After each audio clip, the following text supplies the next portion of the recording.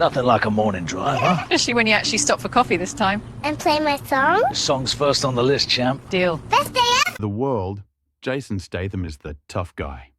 But today, he was just dad, husband, protector, man of peace. It was supposed to be a perfect day.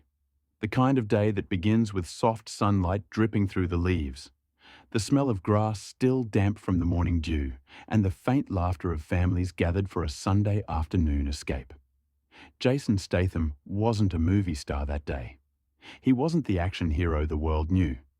He was simply a husband and a father, wearing a plain t-shirt, a relaxed smile, and a sense of peace that felt rare in his world. His wife, Eleanor, sat beside him on the picnic blanket, passing him a sandwich as their little girl, Isabel, twirled around, chasing the shimmer of a floating balloon. Jason watched her with quiet pride.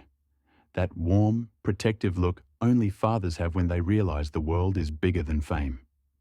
For a moment, life was gentle. Then came the stranger. He wasn't remarkable, just another man passing through the park with a group of friends, laughing too loudly and trying too hard to look carefree. He glanced their way as he walked past, gave Isabel a friendly wave, and kept moving. Jason nodded politely, not thinking much of it. But peace, Jason always believed, never lasts forever. Emily leaned against Jason's shoulder, smiling. "It's been so long since we just stopped," she said softly. Jason nodded, eyes scanning the peaceful crowd, one hand resting on his drink, the other holding hers. Nearby, Isabel started playing with two other children holding balloons. Their laughter floated through the air like sunlight. But then, one of the balloons slipped from Isabel's tiny hands and drifted upward, before bouncing gently off the face of a man sitting under a tree. The man looked up, mid-30s, sunglasses, a grin too wide to be friendly. He waved at Isabel, almost playfully. Isabel giggled, waving back. Emily noticed, her mother's instinct immediately tightening. "Isabel," she called, "come back, sweetie." As Isabel ran toward her parents, the man stood, catching the balloon. He crouched, holding it out with a smile. "Here you go, princess." But then, as she took it, he leaned closer, whispering something. His tone, soft but strange. Isabel froze. Emily frowned. Jason's eyes narrowed. Jason stood halfway, watching. "Everything all right?" Emily asked, forcing a polite smile. The man raised a hand casually. "Just helping her out." Jason nodded, though his jaw tightened. "Appreciate it," he said, voice low. They let it go, but unease settled in Jason's chest. They returned to their picnic mat. Isabel nestled between them, quiet now. Jason handed her a juice box, still glancing toward the tree where the man had returned to his group of friends. The laughter there was different, forced, sharp. Minutes passed. Jason and Emily started a light conversation, laughter easing the tension. Emily leaned over to pick grapes, brushing Jason's arm. Their chemistry, easy and warm, filled the space. Isabel soon rejoined her new friends, the incident fading like wind through leaves. The man walked past again, this time slower. His eyes flicked toward Emily, lingering. Jason saw. He didn't move, but his stare was ice cold. The man gave a small smirk and kept walking. Emily shifted slightly, pretending not to notice. Jason felt his instincts stir. Years of experience in spotting trouble weren't something he could turn off, but he forced himself to stay calm. "Don't ruin the day," Emily whispered softly. He nodded. But that smirk, it stayed with him. Later, Emily excused herself to use the restroom. She adjusted her hat, smiling at Jason. "Watch Isabel, okay?" she said. "Always," he replied. His gaze followed her as she walked off through the crowd. As Emily approached the restroom path, the same man emerged from behind a food stall. He moved deliberately, pretending to tie his shoe, then stepped toward her. His voice, casual but insistent. "Hey, I think we've met before." Emily froze, polite but guarded. "I don't think so." He grinned.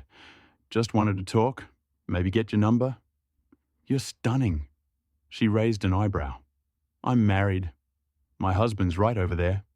He leaned closer. He doesn't have to know. Just then, a voice cut through. Emily? A familiar face. It was Marissa, an old college friend, appearing with her husband and kids. Emily's relief was instant. Marissa! Oh my God! The man stepped back slightly, annoyed, masking it with a smirk. Catch you later, he muttered before walking off. Emily returned to the mat, her face unreadable. Jason noticed immediately. Everything good? She nodded, forcing a smile. Just ran into an old friend. But Jason's eyes had already found the man again, leaning near the food truck, watching them. Minutes passed. The park hummed softly with the rustle of trees and distant chatter. A bit of calmness returned again. Jason lay back on the blanket, hands behind his head, pretending to nap, but his ears stayed open. He heard footsteps.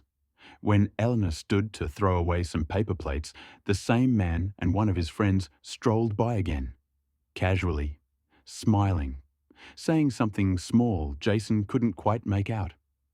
At this point, Jason was already getting irritated by this stranger and his group of friends, and might just soon let loose the wild on them. But Jason, in his nature, still maintained his cool. The man left. For now. Jason calmly sat up and brushed a few crumbs off his leg, eyes narrowing as if to lock the image of that stranger deep in memory. Not long after, the same man approached again, alone this time. He bent slightly toward Emily while Jason looked away to pick something up. You sure you don't want to give me that number? His tone dripped with arrogance. Emily's hand froze on the picnic mat. Jason looked up, expression hardening. Jason rose slowly, towering. The man turned, instinctively stepping back. Jason's calm voice carried weight. You've had your fun. Now, walk away. The man laughed nervously. Elena placed a gentle hand on Jason's knee. Let it go, she whispered softly. He nodded once. Just as they began packing their things, Jason heard laughter again. Louder this time. The man and his friends were mocking something. He didn't catch the words at first, but then one of them said it. A crude joke about Jason's wife, loud enough for him to hear. The laughter stopped when Jason stood. No sudden motion, no anger, just a quiet, deliberate rise, like gravity itself had decided to move. Every sound in the park seemed to fade. Children's chatter, the wind, even the birds. He walked toward them slowly, each step calm, but with the weight of something ancient behind it. The men shifted uncomfortably. The stranger tried to hold his grin, but it faltered under the quiet in Jason's eyes. Jason stopped just a few feet away. The space between them filled with silence thick enough to cut through. He didn't need to raise his voice. He didn't need words. His presence alone was the warning. The man swallowed hard. His friends avoided eye contact. Jason looked at him one last time, steady, cold. Then turned and walked toward the lake path. A strange thing happened next.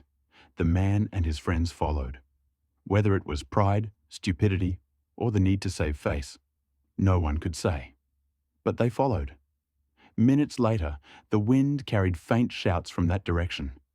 The splash of water, the sound of sneakers skidding on wet mud, and startled laughter turning into panic. Then silence again. Jason reappeared soon after, calm as ever, shirt slightly damp near the cuffs, hair brushed back by the breeze. He walked straight back to his family, picked up Isabel's toy from the ground, and sat down beside his wife, as though nothing at all had happened. Elena looked at him for a moment, searching his face. He didn't speak. She didn't ask. Instead, she leaned her head against his shoulder. Isabel giggled softly as a group of ducks waddled by. Jason smiled faintly and handed her a small piece of bread to toss into the lake. The sun broke through the clouds again, painting everything in gold. The park felt peaceful once more. Not the naive kind of peace that starts a day, but the heavy kind that's earned after you've defended it. For Jason, that was enough. No one from the group of men looked their way again. They packed up quietly, avoiding his eyes, pretending they hadn't been there at all. As the Stathams packed their basket and stood to leave, Jason took one last look at the field. The laughter, the sunlight, the quiet life he rarely got to live. He exhaled softly, a man both calm and certain, because some lessons don't need words. Some boundaries are set once and never crossed again. As they walked toward their car, Isabel hummed a tune. Elena smiled, her hand linked through his arm. The breeze moved gently through the trees again, like the world itself was back in balance. And though no one else would ever know what truly happened by that lake, one thing was sure. Every man who saw Jason that day would remember the look in his eyes for the rest of their lives. Because respect, true respect, isn't something you demand. It's something you enforce, quietly, when peace is no longer enough.